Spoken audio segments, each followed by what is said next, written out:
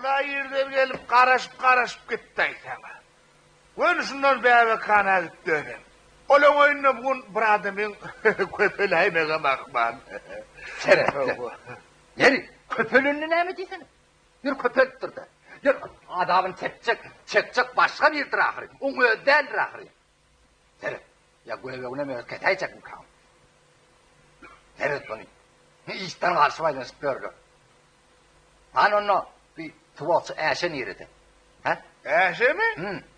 Eşeğe izinden yeni hal öngürekki o taşlı oğlan gelip gitti. O çıkıp motorunun izine mindirtti. Allı da töytti. Şolar aşık mahşu koydu. Söyüşüye şolar. Muhterem. İyi söyüşmeye geçmiştir. Hay güdün uğurtun eşe. Hay porbin uğurtun niden. Yersin er başına yaptın mı diyene. Er başına yaptın mı diyene. Beydeymen kırıgar. Birinin gulyal çağatını beydeyip durmak ayıp bu orak. Dur ver bak halin. O kerpiç o öryanın nemeni yerde mele. Ola şöyle doğru. Kerpiçi çoğuyum. Kerpiçi çoğuyum. Heyle layıktan da ola. Beydeymen kırıgar. Ayıp bu orak. Onu öğretsen ağzına eşek depensen şeyle olup Beydeymen ayıp bu orak. Ayıp bu. Eşeğin yanına neymişlerden sonra. Ola ha şun geldi deri sana karaşıp ahıram ay bir gelecek deli ödenip gitti. Ruhsat alacakken kovuçu çöpün paylaşmaya gitti.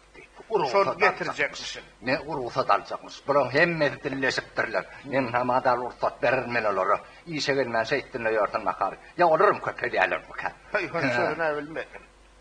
Kovuça? Hava kovuçu paylaşmaya o çöpünü getirecek dedi.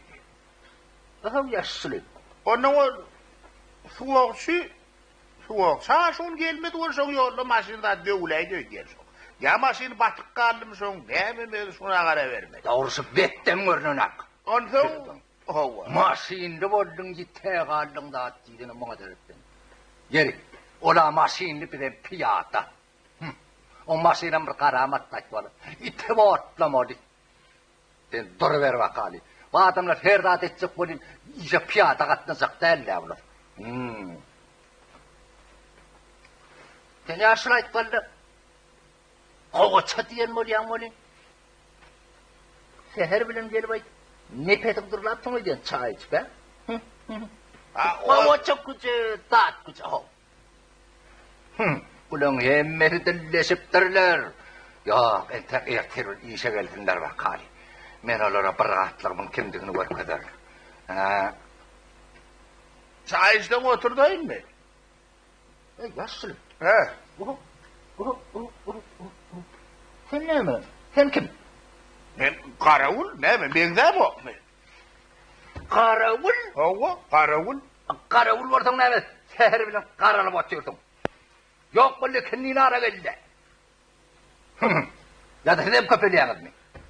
Ben ne vaat gelip ne vaat gitmeliğimi senden soramallal hanım. Eğer böyle aklın kem olsa o akıl seni ödüne ver, ödüne. Yaşlı nok beden molyan oldu ne? Ne? Hava, şeyli, iyilin din calyan onu gelip edip herrelip durmadılar üstüme. Senem iyilin din calyan onu gitti, dinsin al. Bunu yevşen ne günahını?